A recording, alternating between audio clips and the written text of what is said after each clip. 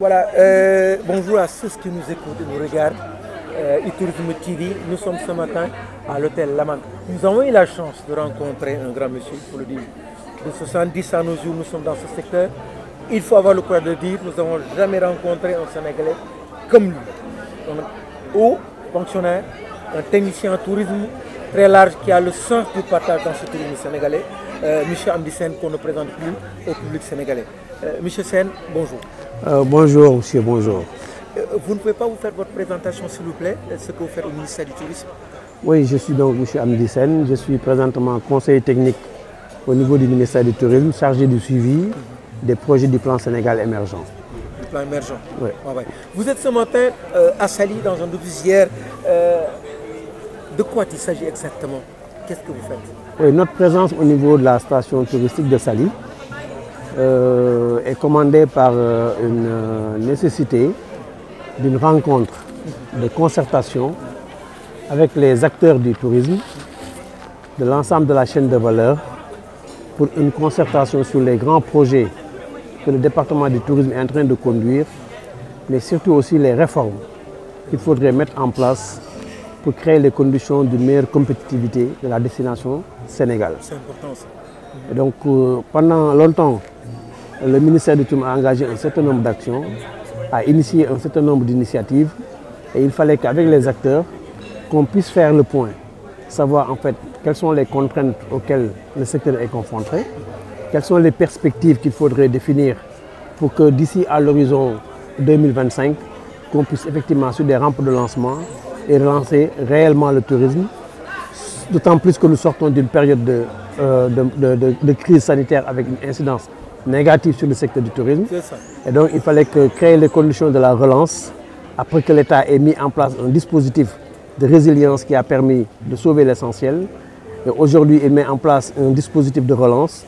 Il faudrait voir comment la relance là aujourd'hui peut être effectivement une réalité pour que le tourisme sénégalais puisse effectivement décoller. C'est ça. On revient un peu en arrière. Mais c'est quoi en fait un conseil technique du ministre? Vous écrivez, vous le conseillez, vous l'orientez. C'est quoi en fait votre travail? Oui, un conseiller technique, c'est quelqu'un qui est dans le département et qui apporte de l'éclairage aux décisions du ministre sur l'ensemble des dossiers. Que les dossiers soient préparés par les directions, soumis à l'autorité, qui voudrait avoir davantage d'informations sur la faisabilité, sur les éclairages. Il donne à un conseiller technique qui apprécie le dossier, qui l'étudie, qui fait les recherches nécessaires et qui fait une note au ministre pour lui dire en fait quelle est l'orientation à avoir sur tel ou tel dossier.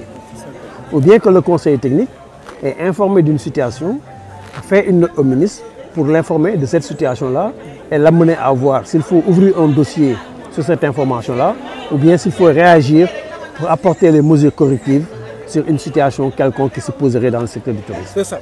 Vous parlez de crédit hôtelier qui est très important à mon avis, parce qu'il va falloir donner de la force un peu à ceux qui investissent autres là.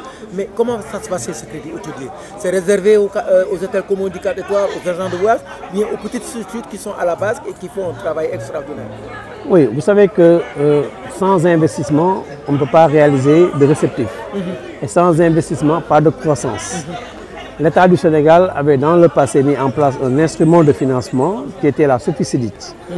Mais quand il y a eu la crise bancaire et que la Soficidite a disparu, l'État du Sénégal, par le biais du ministre, du président Macky Sall, a pensé qu'il fallait mettre en place un instrument de financement du secteur sur la demande aussi des professionnels. C'est le crédit hôtelier qui est aujourd'hui l'instrument dédié pour le financement du secteur touristique. Permettre aux hôteliers de pouvoir faire de l'extension, faire de la réalisation de nouveaux réceptifs, faire même un renforcement d'équipements dans leurs hôtels. Ce crédit hôtelier est destiné à l'ensemble des acteurs, aussi bien au niveau de l'intérieur qu'au niveau des stations touristiques. C'est-à-dire qu'il n'y a pas en fait de ségrégation dans l'attribution des crédits du crédit hôtelier. C'est ouvert à tous les acteurs de la chaîne de valeur. L'important c'est d'avoir un dossier bancable, un dossier rentable avec un plan de financement bien apprécié. Et le comité de gestion qui est mis en place autour du crédit hôtelier l'appréciera avec les banques qui nous accompagnent pour pouvoir financer votre projet. Mais là, vous parlez du code du tourisme, moi aussi, c'est intéressant. C'est orienter le tourisme, c'est avoir une route importante pour le tourisme au bénéfice des populations. Oui, c'est renforcer le dispositif réglementaire pour l'encadrement du secteur. Parce que le secteur du tourisme est un ensemble de phénomènes qui se côtoient. Et ces phénomènes-là, il faut les organiser, les encadrer de manière à ce que, à chaque fois qu'une situation se présente, on sait comment il faut l'attaquer. Parce qu'il y a la problématique du guidage, il faut une réglementation. Il y a la problématique des établissements d'hébergement, comment autoriser, comment classer les établissements, comment surveiller la qualité, comment voir le travail des acteurs, des travailleurs. Il y a la question de l'investissement, comment les stations d'aménagement doivent être, quels sont les principes directeurs qui guident la réalisation des hôtels, quelle est la sécurité de l'investissement, la problématique de la fiscalité, la problématique, toutes les questions qui juridiquement doivent être appréciées dans le domaine du tourisme vont se retrouver dans le code, ce qui nous permettra qu'à chaque fois qu'un phénomène se présente, on a une solution réglementaire au niveau de ce document-là. Mais qu'il n'y ait pas de vide juridique pour la gestion des résidences, pour la gestion des agences de voyage. C'est-à-dire toute activité qui se développe dans le secteur du tourisme doit être connue, appréciée et réglementée et rassemblée dans un document qu'on appelle le code du tourisme. Très bien. Ma dernière question. Monsieur Sène, la promotion des destinations, l'honneur de la guerre, est-ce qu'il y a assez d'argent pour faire d'autres marchés émetteurs, s'élargir un peu dans le monde? Oui, c'est vrai que nous ne disposons pas de beaucoup d'argent pour faire la promotion. Le problème, il est posé à un niveau le plus élevé. Je pense que les autorités du pays sont conscients du fait qu'il faut davantage de moyens pour pouvoir faire la promotion. Mais il y a aujourd'hui des outils qui sont utilisés pour faire la communication. Tout ce qui est digital, l'utilisation des réseaux sociaux, il y a un certain nombre de stratégies qu'il faut mettre en place pour essayer de renforcer la visibilité et la notoriété de la destination en attendant d'avoir plus de moyens pour attaquer d'autres marchés. Vous savez que nous avons des marchés qui sont des marchés traditionnels. Nous pouvons nous concentrer sur ces marchés-là pour relancer ces marchés-là et ensuite s'adonner à l'ouverture d'autres marchés.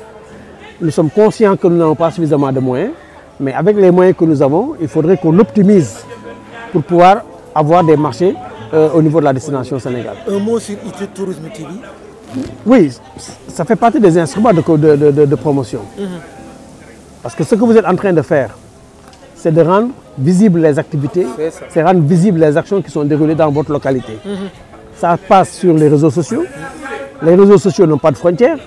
Et chaque fois que les gens le voient, ils sont informés. Et quand on est informé, on peut se faire une idée, n'est-ce pas? Peut-être ce qu'il faudrait faire pour ITV, c'est travailler avec les professionnels au niveau local pour mettre en place des documentaires. Lesquels documentaires pourront servir de support à la promotion de la destination. C'est ça. Vous savez, dans cette zone-ci, vous avez beaucoup d'activités qui se développent. Des activités sociales, des activités culturelles. Et tout cela, il faudrait que le syndicat d'initiative ici puisse vous utiliser comme un support afin que vous puissiez être l'outil qui rassemble l'ensemble des activités qui se font. Vous fassiez des montages de promotion et les faire passer par votre outil. Donc je pense que c'est un outil incontournable qu'il faudrait nécessairement avoir dans toutes les destinations régionales. Merci M. Sène, on vous souhaite une très bonne réussite. Merci beaucoup à vous aussi. C'est la nôtre. Merci beaucoup. Merci, c'est gentil.